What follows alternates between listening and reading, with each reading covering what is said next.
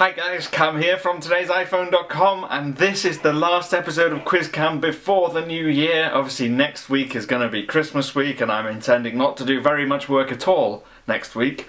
So the next episode of Quiz Cam will be in the first week in January. This is episode 1.0.4 and I've got some questions to get through, so let's get started.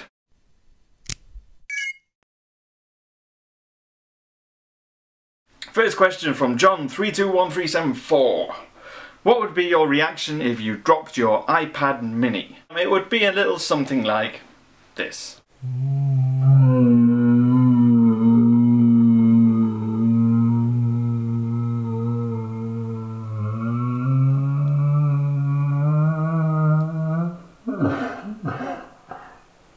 Actually, that's not true. My iPads get dropped all the time. I've got two really young kids and they generally throw them all over the place. So they're pretty sturdy, it's okay. How is your iPad mini holding up? Mine has scuffs all over the bevel. I think you might mean bezel, perhaps. Not to pick at you or anything. Mine's doing okay, but obviously you know I have to review cases all the time. So I've always got a case on it. So I haven't really had any damage at all. There's no scuffs anywhere. I'm just having a look over it now. No, nothing that I can see, but then it's covered mostly by a case, so I wouldn't be able to see anything now, would I? Do you prefer Motorola, LG, Samsung or HTC? Those four, very easy answer is HTC. LG and Motorola just don't do it for me at all. I think a lot of their stuff is substandard really in terms of build quality and display quality, at least in my experience. I generally don't like them. Samsung because it's Samsung, and HTC, I really like their devices. I love the hardware, I love the performance, and if only they had a strong marketing team as Samsung, then I think they would actually do just as well as the Galaxy line, especially with the One X series. If there's one person, live or dead, you could meet, who would it be and why? Steve Jobs is obviously the easiest answer to that question. Obviously he's not around now, but I think anyone who's interested in technology, that would be the first person they would want to meet, because he was so important in terms of the evolution of how technology's come about and how it's been entered into our homes, and how actually stuff that we take for granted now, like iPhones and iPads and computers on our desk that are easy to use. I mean, stuff that we take for granted is actually because someone like Steve Jobs actually had the vision to go ahead and push it to market and make it happen because he believed it could happen. So yeah, Steve Jobs would be the answer to that question. Hate to sound redundant, but any news on a jailbreak for iPhone 5? I don't keep my ear to the floor, so forgive me if this has already been addressed. No, not at all. Someone asked me about an iPad jailbreak a couple of weeks ago, I think. Not a lot of news. I mean, there were rumours a little while back, I believe, saying that there was one up and ready to launch, but it turns out that was just a load of rubbish. That was just a rumour, and we've not really heard anything for a long time. It just seems that the jailbreak community is having a really tough time breaking the iPhone 5, as it did with the 4S. So we'll see. I mean, I'm hoping something happens soon, because there's a lot of really cool jailbreak tweaks have recently been released, and I want to get my hands on them. Do you like the new YouTube layout? No, I haven't liked the YouTube layout since it changed to the one, I think it was last year, with the subscriptions. And before, subscriptions would automatically show up on your homepage, and it would show like 3 or 4 of the videos of the channels that you're subscribed to, all in one place, so you could catch up on videos, whereas now it just shows you a timeline in kind of chronological order, which means that you can actually miss a lot of videos, and I think a lot of our subscribers have missed a lot of our videos.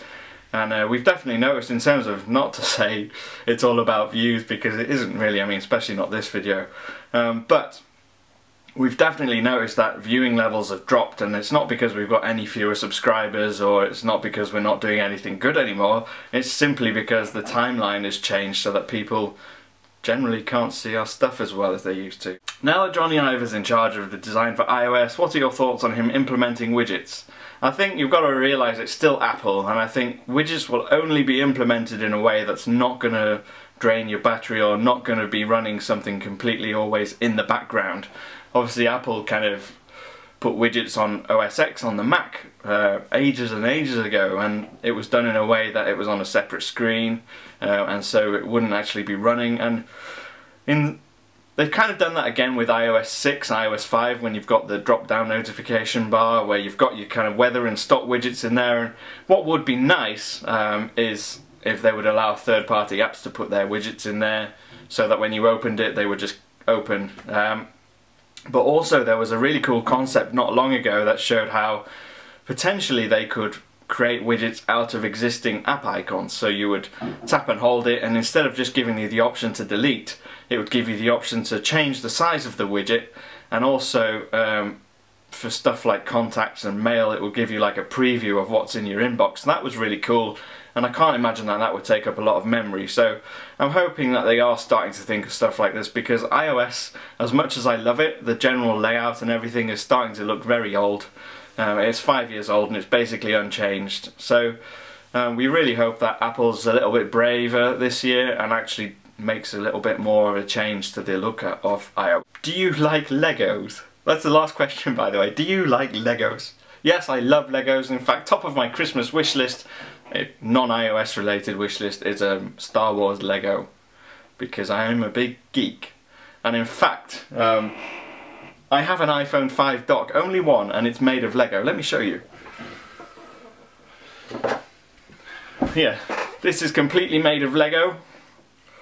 You fit your, it's got some hooks if you can see them in there, and you fit your cable through, and you sit your iPhone 5 nicely on there. It's got a nice kickstand to it. Cost me about £12 on mydailybrick.co.uk, and if you've already got loads of Lego pieces, you can just download the plan on how to build this yourself. So really, really cool. Love Lego, love my iPhone, love my dock. Anyway, that's been it from me. I'm at TIP_cam on Twitter if you want to ask me any questions to feature in the next video, which will be in the new year. Please leave a hashtag. At TIP_cam is my name. Hashtag QuizCam, and have a good holiday season. If you don't celebrate Christmas, don't have a Merry Christmas. Have a merry time of doing nothing. If you do celebrate Christmas, Merry Christmas and a Happy New Year to you all. Goodbye. Get boom boom boom. Get boom boom boom. We do stupid things before we actually start filming, by the way, in case you didn't know. It helps us to get warmed up. There's no way I'm going to leave that in the video.